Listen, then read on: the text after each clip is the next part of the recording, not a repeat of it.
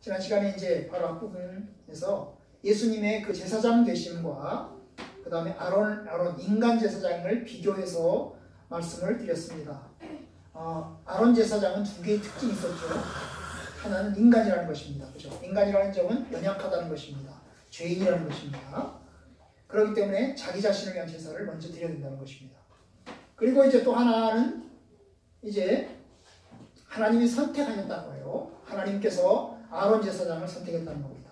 내가 하고 싶다고 하는 게 아니라 하나님이 선택하셔야 제사장을 할 수 있다는 것입니다.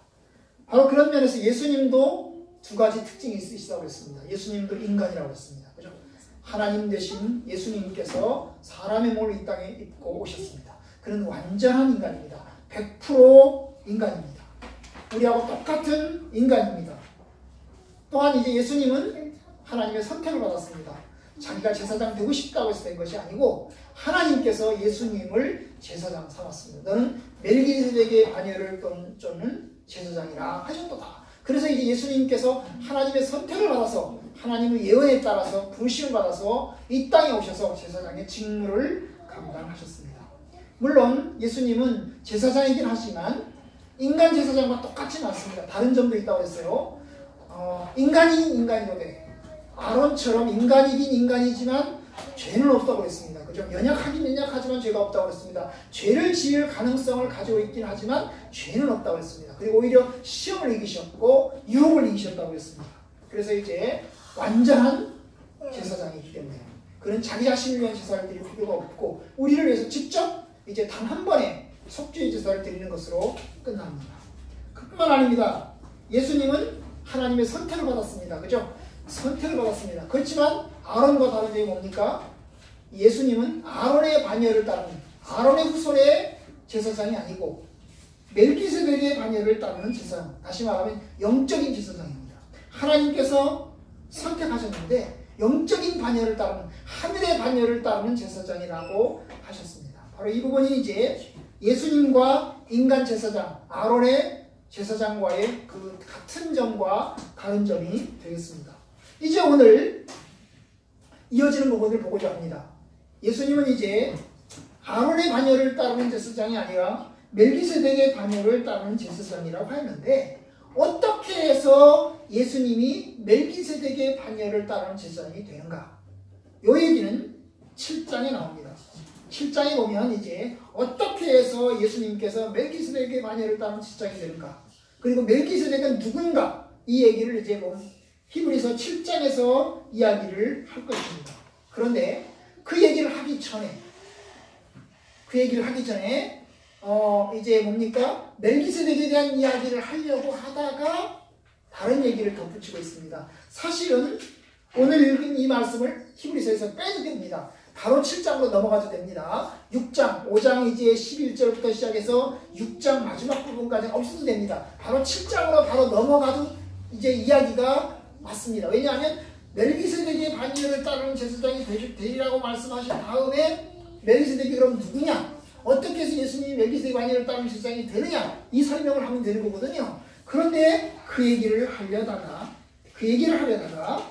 이제 덧붙여서 이제 오늘 말씀을 이야기를 하고 있습니다. 그 덧붙일 수밖에 없는 이유, 멜기세덱의 이야기를 하려고 하다가 덧붙일 수밖에 없는 이유가 오늘 이제 읽은 말씀 가운데 있습니다. 자, 5장 10절 하나님께 멜기세덱의 반열을 따른 제사장이라 칭하심을 받으셨느니라. 바로 누가요? 예수님이 그렇단 말입니다. 그런데 그 다음에 뭐라고 얘기했습니까? 멜기세덱에 관하여는 우리가 할 말이 많으나 너희가 듣는 것이 둔함으로 설명하기 어려우니라. 아니 멜기세덱에 관한 이야기를 하려고 하다가 멜기세덱에 대한 이야기가 할 말이 아주 많다고 이야기를 하려고 얘기를 끄집어내려고 하다가 얘기를 끄집어내지 않습니다. 얘기를 끄집어내지 않아요. 왜요? 할 말이 많은데 너희가 듣는 것이 둔하기 때문에 설명하기가 어렵다. 그래서 내가 지금 말을 못하겠다 하고 이야기를 합니다. 이 설명하기가 어렵다. 너희가 듣는 것이 둔하다. 그 말은 그러면 히브리서를 읽고 있는 사람들이 나이가 늙어가지고 귀가 안 들리는 것입니까? 아닙니다. 아닙니다. 그러면 그 사람들이 이제 청력이 발달하지 못해가지고 귀가 안 들리는 것입니까? 그것도 아닙니다. 그럼 뭐겠습니까? 듣는 게 둔하다는 말이 뭘까요? 바로 이제 영적인 어떤 강팍함, 영적인 어떤 고집이 있는 것입니다. 하나님의 말씀을 이해하고 받아들이는 데 있어서 주저함이 있는 것입니다. 그들이 교만한 거예요. 하나님의 말씀을 받아들여서 그것을 납득을 해야 되는데 납득을 하지 않는 것입니다. 바로 그러한 부분이 그들 속에 있는 것입니다. 12절 때가 오래되었으므로 너희가 마땅히 선생이 되었을 터인데 너희가 다시 하나님의 말씀의 초보에 대하여 누구에게서 가르침을 받아야 할 처지니 단단한 음식을 못 먹고 젖이나 먹어야 할 자가 되었다. 때가 오래되었다. 그래서 너희가 마땅히 선생이 되어야 한다. 다시 말하면 이들은 신앙생활을 한 지 오래됐습니다. 그렇다면 그들은 선생님이 될 만한 자격을 가지고 있을 때가 됐다는 것입니다. 멜기세덱에 대한 이해, 예수님께서 멜기세덱을 따르는 제사장이라고 하는 그 이해를 충분히 할 수도 있는 그런 영적인 어떤 안목과 성숙함을 가지고 있는데 그런데도 불구하고 그들은 그 말씀을 이해하지 못하고 있습니다. 한마디로 말하면 히브리서 독자들을 책망하고 있습니다. 안타까운 책망이죠. 안타까운 책망입니다. 너희들이 선생이 되어야 되는데 아니 어떻게 선생이 되지 못하고 있냐 이런 이야기인 것입니다.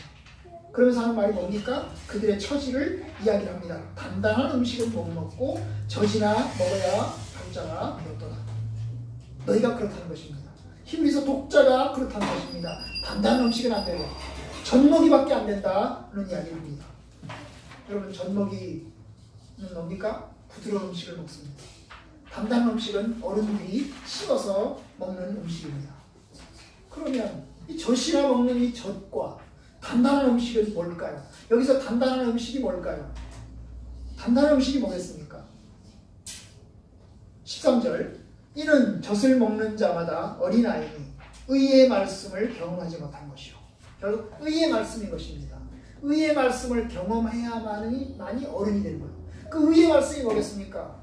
바로 예수님의 십자가의 죽으심을 통해서 이루어지는 구원의 그 온전한 완성을 충분히 다 이해를 해야 되는데 그들이 그걸 다 이해를 못하고 있다는 것입니다. 그들은 구약적 생각을 가지고 있는 거예요. 구약의 생각에 매여 있는 것입니다. 아니 멜기세덱? 어떻게 그 멜기세덱이 예수님과 연결되지? 멜기세덱이 도대체 그냥 잠깐 나타났던 사람 아니야? 뭐 이 정도로 생각을 하는 것입니다. 그래서 그들은 멜기세덱의 반열을 따르는 예수님에 관한 부분에 있어서 그들은 납득하고 받아들이지 못하는 것입니다. 예수님께서 우리를 위해서 십자가에 죽으심으로 단 한 번의 십자가에 죽으심으로 제사장직을 완전히 수행하셨다고 하는 자체를 다 이해를 못한 것입니다. 그들은 구약적 생각을 가지고 있거든요. 왜냐하면 구약의 사람들은 동물 제사를 계속해서 바쳤습니다.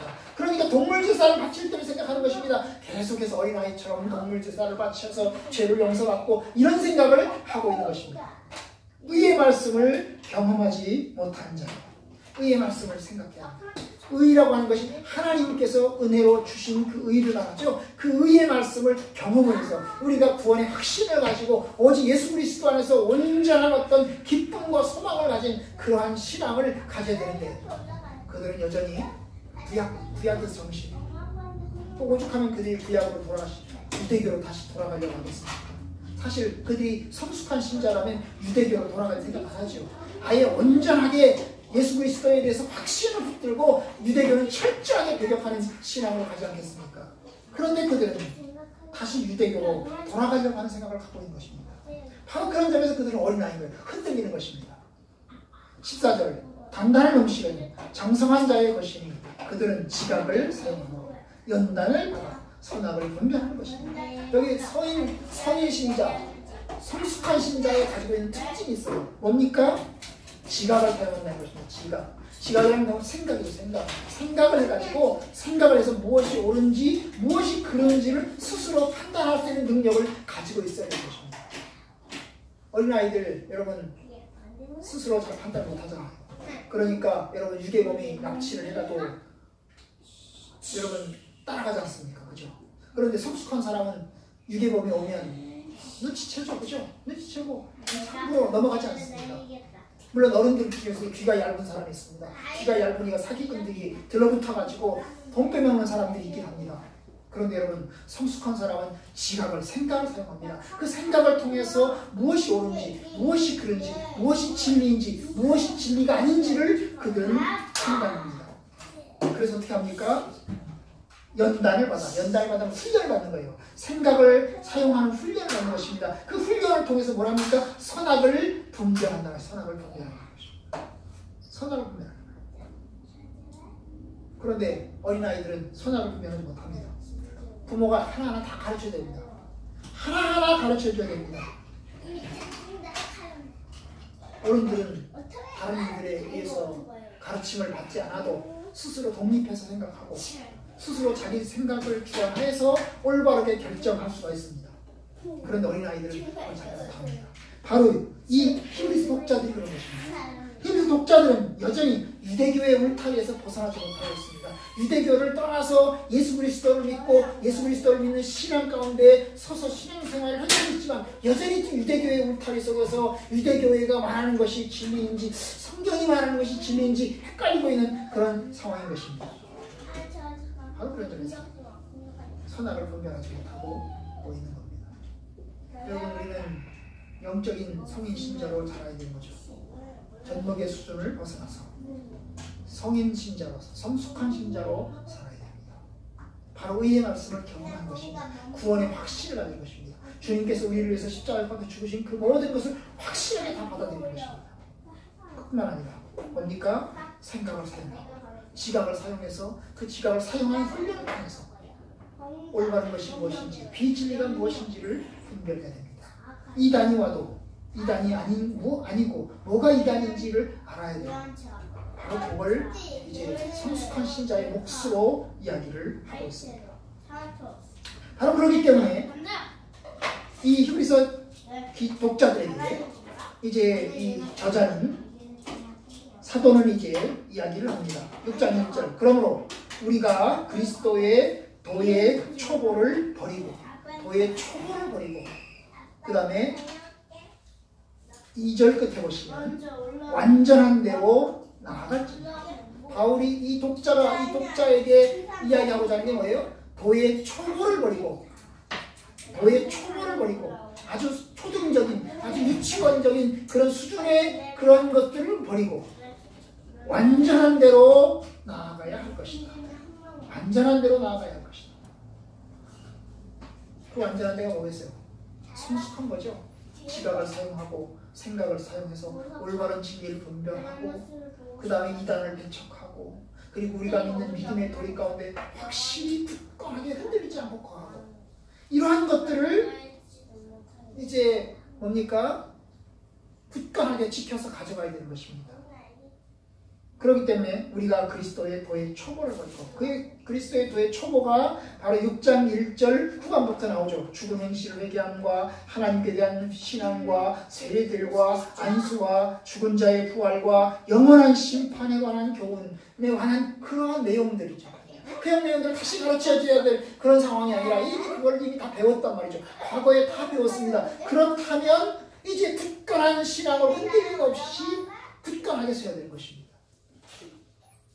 저희 여러분들은 저도 그렇고 저의 말씀을 듣는 오늘 말씀을 듣는 이제 목사님이나 또 우리 사모나 다 신학을 공부했고 또 신앙생활 연륜도 수십 년의 생활을 보냈기 때문에 흔들리는 일이 없을 것이라고 믿습니다. 참 하나님의 진리 안에서 굳건하게 흔들리지 않고 완전한 데까지 나가야 됩니다. 완전한 데까지 나가야 됩니다. 그래서 뭐라고 얘기합니까? 3절 하나님께서 허락하시면 우리가 이것을 하리라. 하나님께서 허락하시면 우리가 이것이라는 게 완전한 데죠. 완전한 데까지 나아가는 걸 우리가 하게 될 것이다. 하나님이 허락하시면 하게 될 것이다. 결국 여기에 뭡니까? 하나님이 허락하지 않으면 안 된다는 겁니다. 우리의 노력은 안 된다는 것입니다. 하나님의 은혜가 필요하고 하나님의 인도하심이 필요한 것입니다. 바로 주님의 은혜 안에서 우리가 완전한 데까지 나아가기를 열망해야 되겠습니다. 하나님께서 우리에게 주신 것이 성령의 은혜요. 그 성령의 은혜 안에서 올바른 진리로 나아가게 한 것이기 때문에 우리가 그 올바른 진리 가운데 굳게 서도록 흔들림 없이 서도록 해야 합니다. 의외로 사람들이 나이가 들어가면서 신앙을 잃어버리는 경우가 가끔 있습니다. 젊었을 때는 그리스도를 향해서 헌신합니다. 오직 예수 그리스도를 믿는 믿음으로 헌신합니다. 그런데 아시는 대로 나이가 들어가면서 이게 이제 뭡니까? 세상에 대한 염려가 생깁니다. 젊었을 때는 우리가 예수 그리스도를 통해서 예금 통장이 뭐가 필요하냐, 하나님이 다 채워주시지, 그래서 우리가 오직 하나님을 믿고 나가자, 이렇게 이야기를 합니다. 그런데 나이가 들어가면서는 어떻게 합니까? 아, 이거 하나님 믿어갖고 안 되면 어떡하지? 아니, 하나님 안 채워주면 어떡하지? 그래서 조금 좀 챙기고 조금 더 모아놔야 되는데, 이렇게 생각을 한단 말이에요.